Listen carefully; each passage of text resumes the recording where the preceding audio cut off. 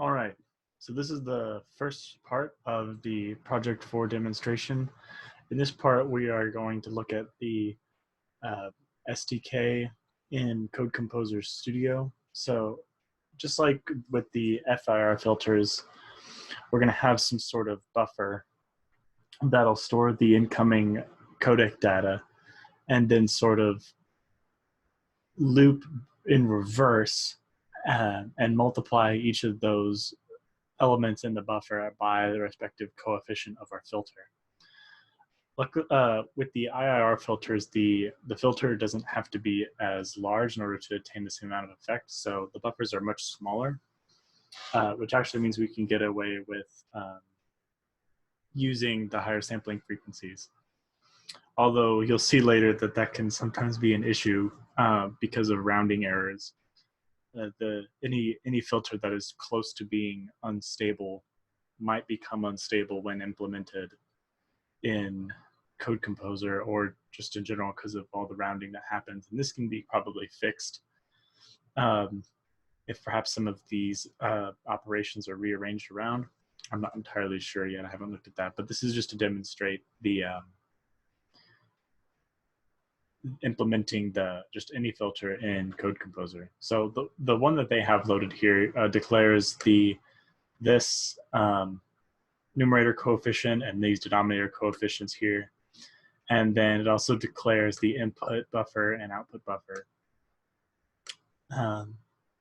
And then it simply just loads the current sample into the first space of the input buffer and then sets the first space of the output buffer equal to this combination of the input buffer element with the respective either numerator or denominator element, whether or not it's the input or output. So the numerator coefficients will get multiplied by the input buffer.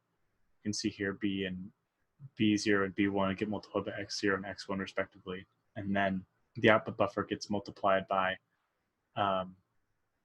the A values. So the Y1 gets multiplied by A1. You can also see here that it is subtracted.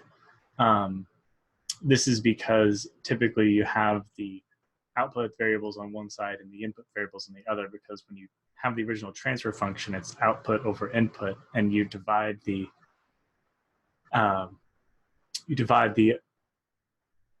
or you multiply the inputs to the other side, and then you subtract all the outputs over to where you're just left with the current output.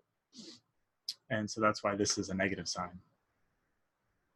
So then after you calculate the output, you then shift all of the elements into the lower buffer. So the current input becomes essentially the previous input, and the current output becomes the previous output. And that's essentially what that means is as you go up the buffer, you go backwards in time, you go into the past.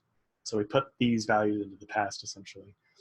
And then we finally output the current value. Now you could do this before doing the shifting, but it doesn't matter there.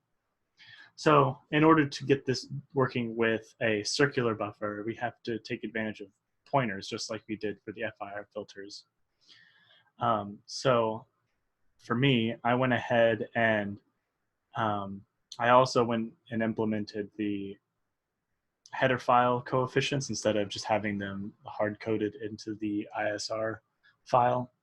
So up here we include the coefficients that are generated in MATLAB, and they look like this. You get that from the book, so that's nice. And then we end up declaring our own buffers. We don't give them, we don't set them to 0 initially. I guess we don't really care. In this case, they're probably already set to 0. And then we also declare the pointers for the buffers, and we set the pointer destination to the start of the buffer essentially. So to declare a pointer, you have to have the little asterisk here, and then you just set it equal to x, and since x is this buffer right here, it goes ahead and just assumes you mean the first element in x, or the address of the first element in x. So now this px holds on to the first address of x, and same for py, it holds on to the first address of y. And then we have some temporary pointers here that are going to be used to actually like move into the past and add up all the coefficients, and you'll see that. And then we have an output variable here. This may or may not be necessary, but it was in the FIR version, and so I just kept it. So of course, we start by reading the codec data, and then we store, in this case, just the left channel into the X buffer. And so since this was at the start of the X buffer, this is essentially our current value. PX is always going to be the present value, always. It's always going to be the current sample, the current input sample, that is. So the current input sample is loaded in here. And since we use the asterisk, it's going to actually write the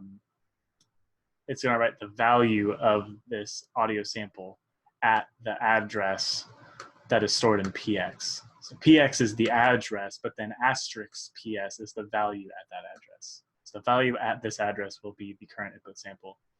And similarly, we do the value at the address of the current output to 0. So the current output value is just 0. And then we go ahead and set these temporary pointers, this PIX and PIY, equal to the current input and the current output.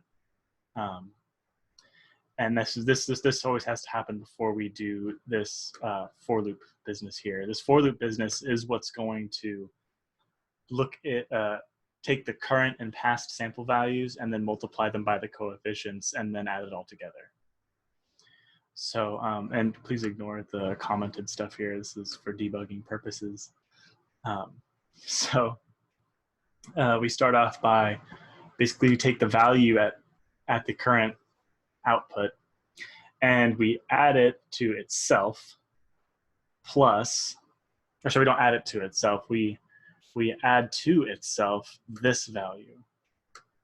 And this value is going to be the current value at our temporary input buffer value times the coefficient, times a coefficient in the coefficient buffer or coefficient array. And then we do the same thing for the y values as well. The y values get multiplied by the a coefficients.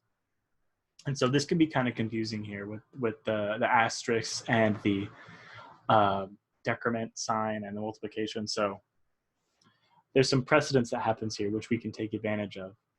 So this asterisk and then PIY, that's going to grab the value at that address and then multiply it by AI.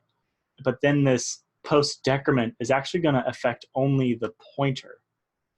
So it's as if we have parentheses around this part right here. So we're taking the address at this post-decremented, or we're taking the value, sorry, at this post-decremented address. So take the value, then decrement the address value, but then take that numerical data value that we got and multiply it by the coefficient. So this way, we end up taking our current input and our current output, and then we multiply it by the respective coefficients, and then we move into the past. And then once we're one sample in the past, we do it again. Essentially, as we go through this loop, we are incrementing the value in this buffer, which means this is going to be one sample in the past. So this is going to be the x of n minus 1 sample. And this will be the coefficient b minus 1 or b of n minus 1. It'll be the coefficient that we want to multiply by that past input. And it's similar for the output samples. And again, we have that minus sign here because we always subtract those output sample values And this just loops through. So as this is looping through, we're moving back into the past and adding it up and over again. So it's pretty much just like, it's like this, but just sort of automated, and it can be as big as we want. It's essentially as big as n, and n is the order of the filter. So, or this was sort of fixed. This was fixed for a second order filter. This is now variable and can be modified. So then, of course, as we're moving into the past, since this is a circular buffer, we might approach the beginning of the buffer in our memory. And since it's circular, if we do that and we're not fully in the past, we might have to move all the way back to the beginning of the buffer. And so this is what this check is for. This essentially checks if this guy right here, the one that's moving into the past, is going to go beyond the memory space that was allocated. And if it goes too far down in the addresses, then it will put it back up at the top, and it'll be like at the top of the buffer addresses, and it can read more values. And since this is a circular buffer, the values within the buffer aren't always like the highest value in the buffer isn't always the most recent. The most recent value in the buffer changes. It moves throughout, and so we can have the most recent value, the current input value, like right in the middle of the memory space. And so that means the oldest value might be just the next element higher up in the address space. So and so that's what makes it a circular buffer and why pointers are so useful. Anyway, after that, we then move to, after making sure that we're staying within the right memory space and then adding up all those values and then storing the current output value, we then just write that output value to output. And then from there, we increment the current sample and the current input sample and current output sample values. So we go ahead and increment. We also check to see if we're going beyond our memory space. And if we are, we move back to the beginning of the memory space. So this is the part I was mentioning earlier. This is where the current input might not be at the beginning and it might not be at the end. It is constantly being incremented every time we get a new input sample. We increment this input the location of the current sample. So up here, the location of the current sample was always the first element in the input buffer, and we had to shift the data. In this case, we're shifting what space in memory is the current sample. So it's a bit different. We're that in this way, we only have to change one value. It's like, which one's the current sample? Oh, it's this one. And then everything behind it is in the past. Whereas before, you had, this is always the current sample, and we have to move everything, all of the input buffers, into the past. And that can be intensive if you have a really large buffer, which is why it made sense to do this in the FIR filter interrupt service routine. But now we're in the IIR interrupt service routine, and it's not actually as important here because the buffers aren't as big, but this is the more efficient way to do it, even though it seems to take up more code space. As soon as you get to higher order filters, like maybe a 10th order or 15th, I'm not sure what number of order you start to see advantages, but it would take a bit in order to match all the for loops here and such, I think.